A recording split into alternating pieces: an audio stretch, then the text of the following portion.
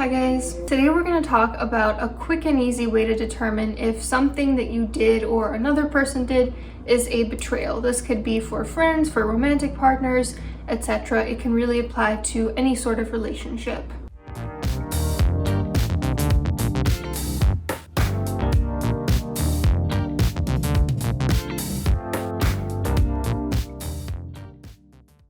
Hi, I'm Anna. I'm a psychologist in training. On this channel, we talk about real-life applications to psychology, so I hope you decide to stay if you haven't already. Yes, I am in a new apartment today, which I'm really happy about. Finally moved. Very excited that I have a hearth. I can't wait when it gets a little colder to turn that on for videos. I think it's going to be very cozy and homey, and I hope that you like it. So like I said, today we're going to talk about just a very simple way to determine if something is a betrayal in someone's eyes. So the question is this: if you were to do that thing to a person's face, would it sadden or anger them? Would it incite a painful emotion in them? But sometimes people use the excuse that, well, I'm doing this thing behind a person's back, but it's not that it would hurt them, it's that it would just be private. I just wouldn't want them to know. And I think there's a very important distinction there. There's a difference between, say, Googling something about a type of acne scar that you would be embarrassed for, let's say, your partner to see, wouldn't want you to look at these photos of acne online. And so if they were to open up your phone and see that on it, you might feel embarrassed, you might feel that's private, I don't want them seeing that, but it wouldn't necessarily hurt them. It wouldn't make them feel sad or angry. Versus if you're Googling, I don't know, an actress that you're obsessed with and your partner sees that on your phone,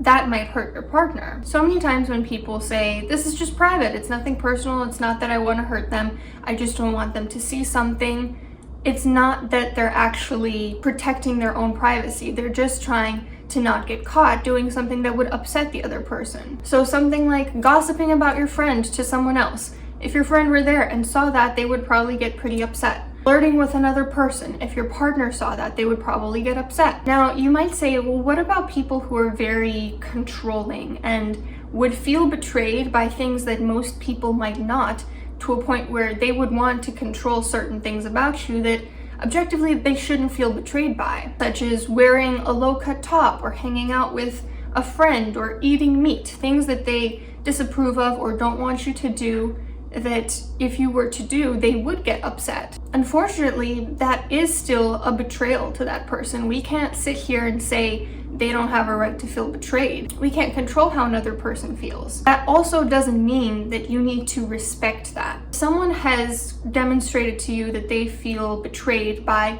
a lot of different things and really try to control you in ways that you see as a threat to your personal freedom. You have a right to say, well, my boundaries say that this is not okay with me. This is not compatible with the type of relationship that I want. It's not a relationship I particularly encourage you to stay in. And if you are in such a relationship, my guess is you have bigger fish to fry than wondering about whether something is a betrayal to them. Because that line is very subjectively drawn. You know, there are people who, for example, don't want their partner looking at adult films. And there are other people who say that that is, you know, a threat to their freedom and that they have the freedom to do whatever they want in their free time. And if that upsets their partner, then their partner has the right to say, no, I don't want to be with someone that does this, just as much as they have a right to say that they want to be in a relationship where it is allowed. And so to some degree, it is a matter of compatibility. It's important to discuss early on with a person, whether it's a partner or a friend or whatever,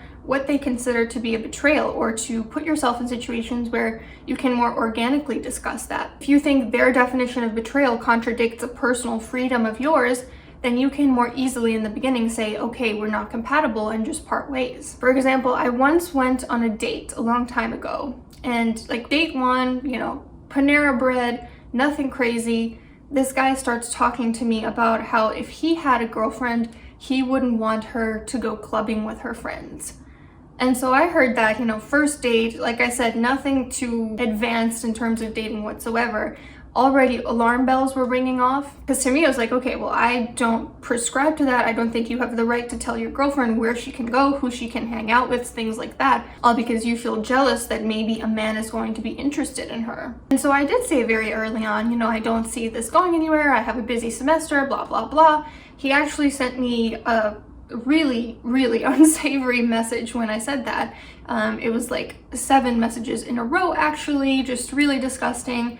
And so dodged a bullet with that one. But I'm giving this example because I'm trying to say, if everyone did this upfront, if everyone discussed their incompatibilities or what they consider to be betrayal, the people that have these very strict boundaries where they are very coercive and controlling over another person, they would not end up with anyone. If you have a definition of betrayal that is extremely controlling and unreasonable, like, I have to approve of your friends, I have to decide what you're wearing, you can't have any friends of this gender, no one is probably going to stick around for that if you say that up front. And then if that happens, this person then has to sit with the introspection of, why is it that no one wants to be with me when I communicate up front what my boundaries are, as opposed to waiting to weave them into my life and get them hooked on me first. You have to really reflect on, why is it that I have such an extreme need for safety in a way that frames everything as a betrayal to me? And like I said, this can be true of both romantic partners and friends. Like, I do have a friend who mentioned she was hanging out with someone at her workplace,